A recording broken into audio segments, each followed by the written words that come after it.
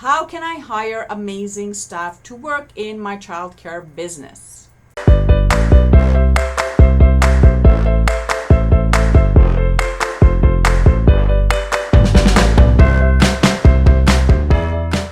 Hey there, welcome back to another marketing video. My name is Rizakos. I am a childcare business marketing expert, and I want to share with you a few ways you can attract better quality staff to work in your childcare business. Before I do, make sure that you subscribe to the channel and that you hit the notification button so that you can get notified every single time I drop a marketing training. So, one of the things that a lot of childcare business owners struggle with is hiring. Like, they complain about this, I can probably tell you 50 or 60% of the time.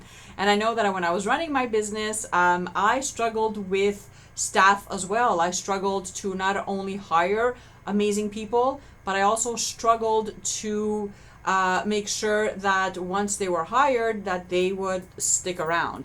And I did a few things that I want to share with you inside this training that hopefully can help you as well.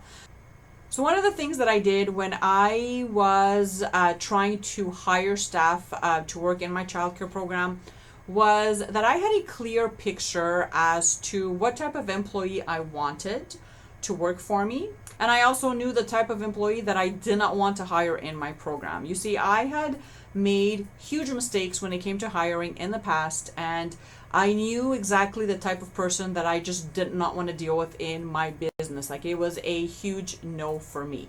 And after having, made a few mistakes, I realized that I had to get clear as to who this ideal employee was that I wanted to bring in my team.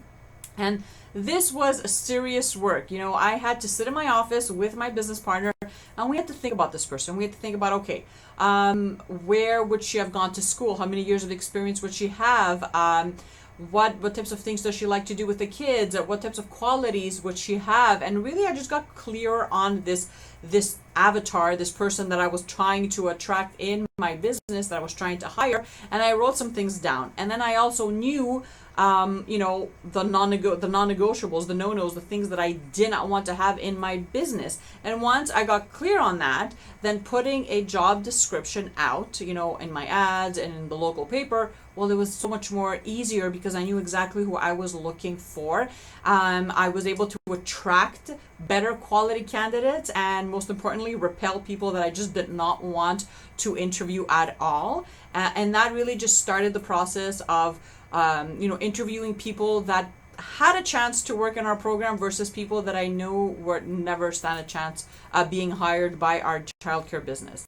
The other thing that I did was when I was ready to start interviewing, I had a clear interview process in place. So I had to get really strategic and really intentional with my time with this with the candidates. I knew that I had, for example, 30 minutes for every single person. I wanted to meet them properly, and I really wanted to get to know them on a deeper level. But also, I had to be intentional with my time because I wanted to make sure that this person was the right fit for my program. Like, I took that really, really seriously. So when I was putting my interview process together, I had a series of questions I wanted to ask them. I wanted to see some things. For example, I wanted them to bring their portfolio with them. I wanted references. I wanted all their police checks, all their credentials, everything. I wanted everything to be up to date, and I wanted it to be shown to me. I wanted proof that they had actually finished school, that they had their background checks, their first day training and all that fun stuff. That's really, really important.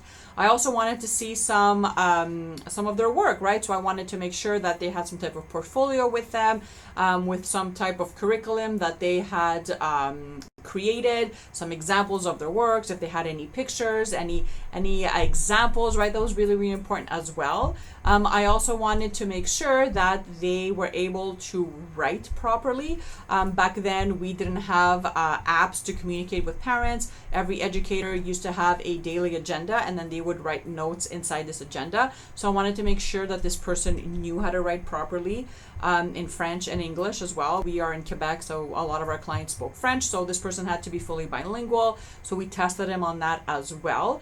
And then I would walk them through the center and introduce them to the staff, and then I would just see how that interaction went. And when you've been doing this for a long time, you get a sense as to who would be a great fit and who really doesn't fit the team, right? So once I felt that this person was someone that I would like to maybe continue with the interview process, then I would kind of put the resume on the side. If I felt that they weren't a good fit, then I would automatically tell them either on the spot or call them the next day and tell them as well. The other thing that I had to do when I was trying to hire amazing staff was have an amazing onboarding process set up. Now, this is something that I worked real hard to do.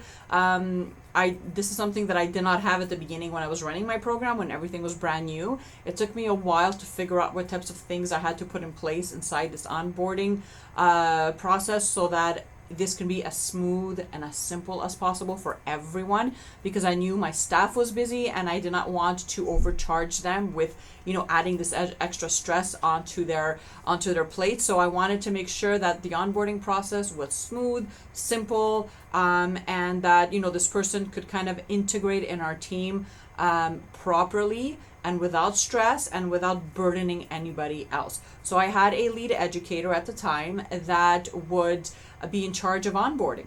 And once this person was hired and they were doing their 3 months probation time that we required from all new employees, then my lead educator would have a couple of hours where I would pay her to take this new staff member and walk them to the daycare and explain to them how things worked, answer their questions, and really just stay with them for the first few days until my lead educator felt as though that this person was okay to go on their own in the classroom. That's really, really important. I had worked in daycares in the past before I started my childcare business, where I was kind of just thrown in the class like that and I had to figure everything out on my own. And obviously I did. It took some time, but I remember the stress that I felt, not knowing what I was doing. I wanted to ask questions, but everybody's doors were closed. And I knew that when I was going to start my business, well, that was one of the things that I really wanted my staff to feel as though we were all there for them. It was a team, and I wanted the onboarding process to be as smooth as possible. And lastly, one of the best things that I could have done in order to be able to hire amazing staff was to pour into my staff. So what that means is basically making sure that I had enough money in my budget to take them out to, staff lunches, staff suppers, staff parties. We would have monthly staff meetings inside the childcare center, and we would order pizza for everybody. It was like 30 or 45 minutes. The time was paid, and then we would just talk about what was important, chit chat a bit, and then they would go. We also invested in trainings for them and encouraged them to either maybe go back to school and take an extra class, sign up for a workshop, sign up to learn a different language. I mean, we really wanted our staff to be able to feel as though we loved them and that we valued their work in our center. And that was a game changer, because my staff, not only did I hire amazing staff once they heard that we were the type of childcare business that did that for their employees, right? Not only did I hire amazing people, but also I kept my staff for 10 plus years. And that was like unheard of in our community. We were like a team of sisters. My team was like a team of sisters. They loved hanging around with each other when it was time for work, but also after hours and in the weekends. Like my staff would get together and go for breakfast together in the weekends as well. So I mean, that was really, really amazing. And I knew that it was all this hard work we had developed throughout the years that led us having this amazing team culture and this team vibe going on in our business. We also made sure that we did yearly staff performance reviews and auto evaluations, and we gave our staff the raises that they so much deserved. And I know that finances is, sometimes difficult for a lot of childcare business owners. I know it was for us at the beginning. But what I did when I could not afford to give them raises, I would do extras. Bring them coffee, take them out to eat, once a month if we could. Really just pour into them in other ways, because I wanted them to stick around, and I wanted them to know that eventually when things picked up, that they were going to get the raises that they so deserved.